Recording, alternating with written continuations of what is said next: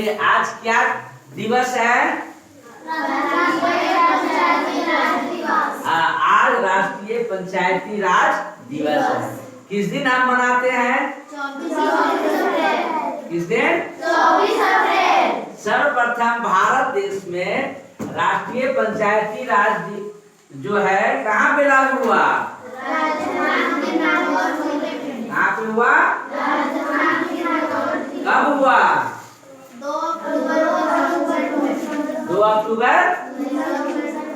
पंचायती राज भंग होने पे कितना माह में पुनः उसको गठन कर देना है?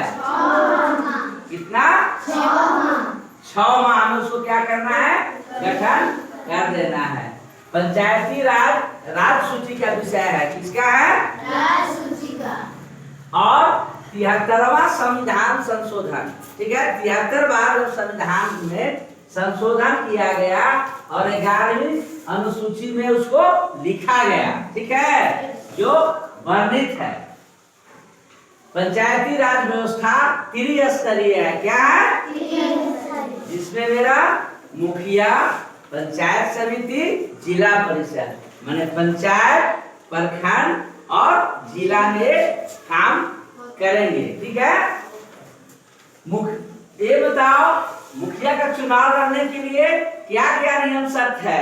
उम्र कितना होना चाहिए? कम से कम 21 वर्ष। कम से कम 21 वर्ष। लाभ के कोई भी पद पे न हो, दिवालिया न हो, उन पे किसी भी प्रकार का कोई केस नहीं हो। पंचायती राज व्यवस्था के लिए एक से एक समिति बना है, जिसमें बलवंत राय समिति, अशोक मेहता समिति।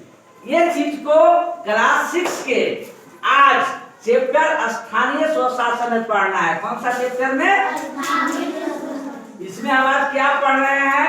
स्थानीय स्तर पर हमारी सरकार कैसे बनती है और कार्य करती है, जिसको कि आपको हम बताए हैं। अब आज यह चर्चा बहुत हुआ।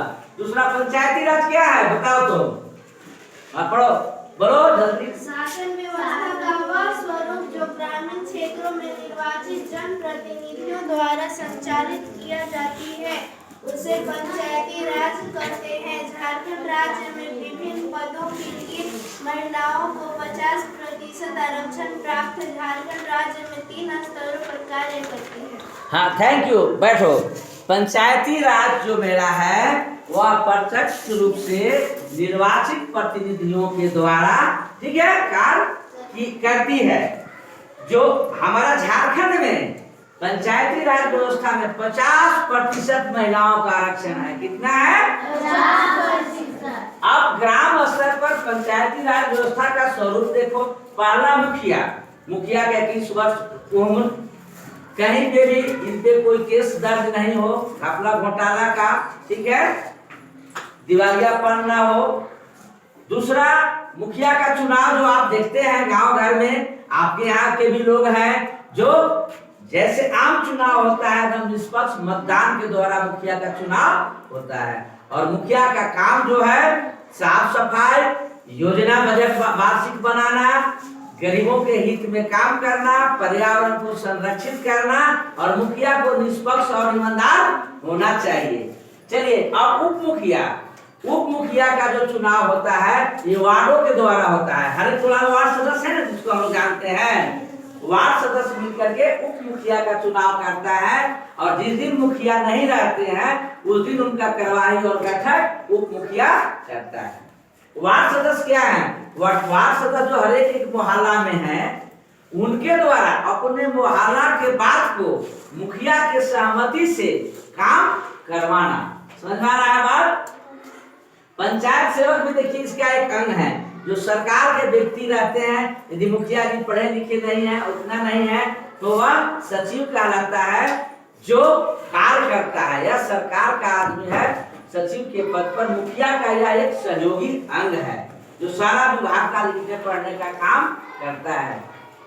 ग्राम सभा में आपको जो तय करना है कि हम अपना पर्यावरण प्राकृतिक संसाधन के लिए क्या करेंगे, शिक्षा के लिए क्या करेंगे, स्वास्थ्य के लिए क्या करेंगे, साफ सफाई के लिए हम क्या करेंगे, गरीबों के उत्थान कैसे हो, रोटी कपड़ा मकान, यह पूर्ण रूप से ग्राम सभा में चर्चा होगा और उसके बाद यह मुखिया प्रयास करेंगे, लागू करेंगे।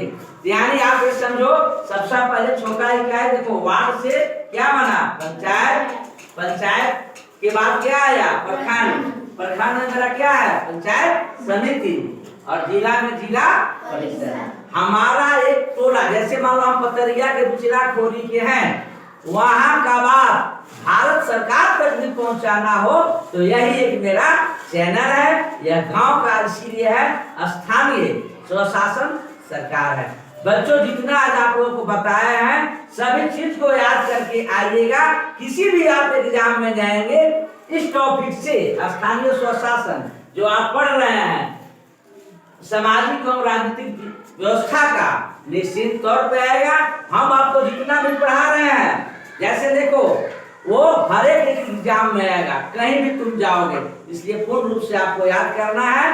थैंक यू बच्चों, हम आपसे यही अपेक्षा रखते हैं कि प्रत्येक दिन जो पढ़ाते हैं आप अवश्य निर्माण करें। बंद करो।